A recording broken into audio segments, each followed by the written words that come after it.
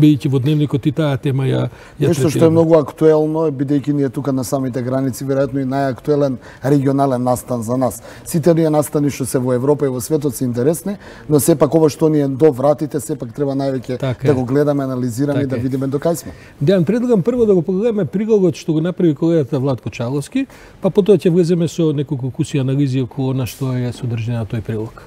Режија, колегата Чаловски со прилогот.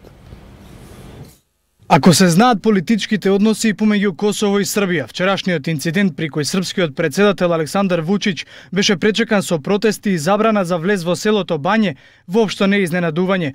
Косово прогласи независност од Србија во февруари 2008 година, а Србија последователно не ја прифаќа како суверена територија. Со транспаренти во рацете против посетата на Вучич, стотина албанци, меѓу кои ветерани на УЧК, вчера наутро го блокираа патот со багери и шлепери кај селото Трнава кон селото Бање во општина Србица. Мнозинството во општина Србица се албанци, а во селото Бање има околу 300 српски куќи кои Вучич планираше да ги посети. И покрај тоа што реши да оди во Бање, косовската влада ја повлече дозволата за неговата посета, бидејќи КВОР и косовската полиција не можеле да му гарантираат безбедност, пошто му беше забранет влез во селото.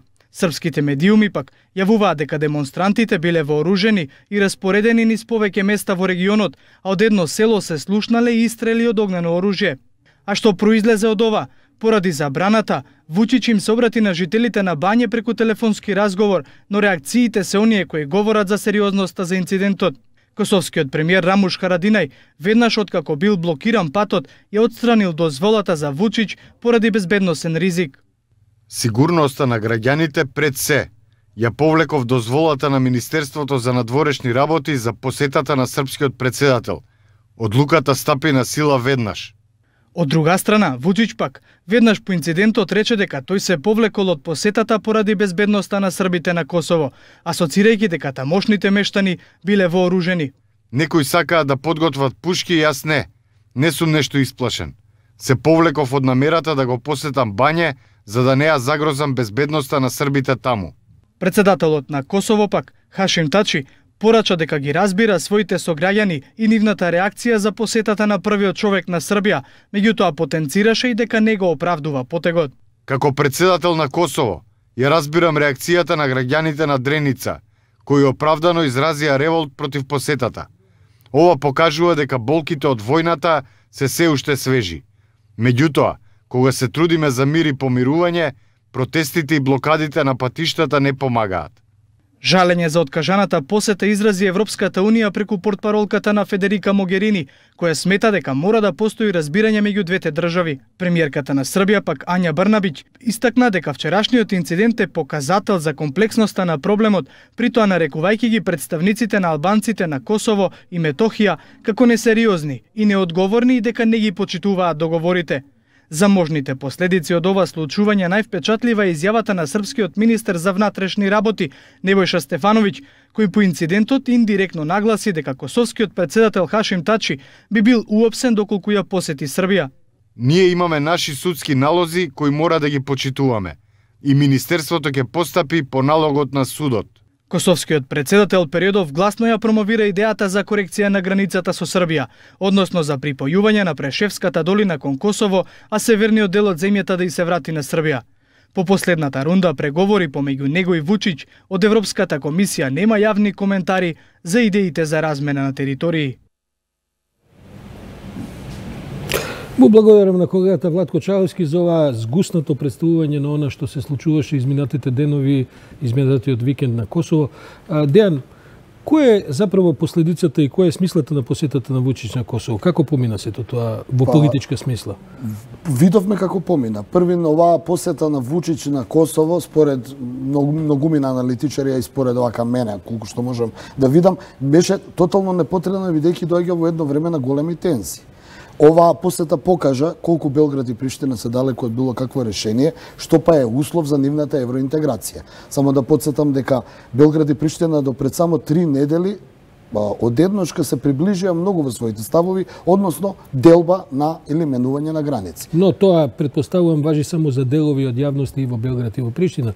Биќе знаеме дека тој план беше жестоко нападнат од поголемиот дел на приштинската политичка сцена, а во Белград некако тоа помина со една воздржаност, бидејќи не е прв пат да се најавува. А исто така, ако примети Јордановски дека воздржаност имаше во меѓународната заедница, од кога излезе тој како пробен балон, Европската унија па и Соединетите американски држави 4 дена им требаше да пуштат било каква реакција за тоа што мислат за менувањето на граници. Иако се чини дека некои американски кругови стојат за таа идеја се чини дека Могерини некако прилично вака со енергија ја поддржа, но од друга страна главните градови на Европа, пред се Берлин, жестоко против, Лондон со голема воздржаност, па дури и Париз, остана прилично воздржани околу таа идеја. Како е особено Берлин кој излезе после 4 дена прв па рече дека е многу сериозно и многу опасно доколку дојде до некаква евентуално менување на границите. Но мене ми е интересно тоа што и во круговите во Белград па и во Приштина им беше прифатливо, но под одредени услови. Имено да потсетиме дека Белград требаше да го добие северот на Косово, а за возврат Приштина да ги добие албанските делови во Прешевска. До каде сме сега со тој план? Жив ли уште тој план или после оваа посета тоа ставен во адакта? Јас мислам дека тој план и официјално беше прогласен мртов во петокот, кога Вучич и Тачи не се состана, иако во Брисел имаа состанок, а беше причината на водното именување на преговарачкиот тим, на косовскиот преговарачки тим на Фатмир Лимај, што за Белград е неприфатливо, бидејќи го сметаат дека е осуден за воени злосторства.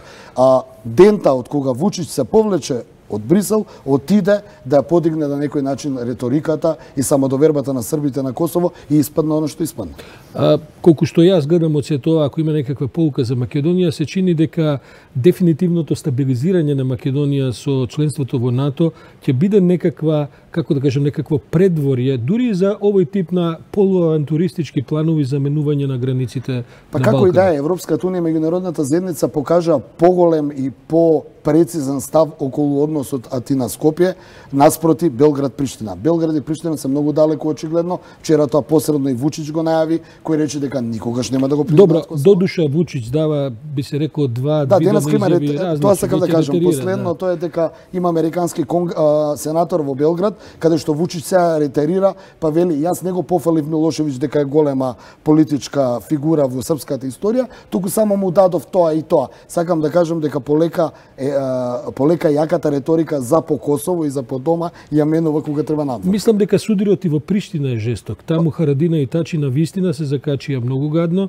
на страна што Ветвендосија движењето кој што има еден капацитет, и пратеници во собранието исто така бара жестока реакција, се чини дека тој план нема да врви ни во Косово, а не гледам дека и Тирана со какво било воодушевување, би се рекол вака прилично воздржана го. Но она што е опасно, после посетата на Вучич, денеска најновото е дека албанците од Прешевска долина допатуваа во Приштина, каде побараа од актуелниот претседател Тачи да се отворат границите измеѓу Прешевската долина и Косово и тоа да стане една голема држава.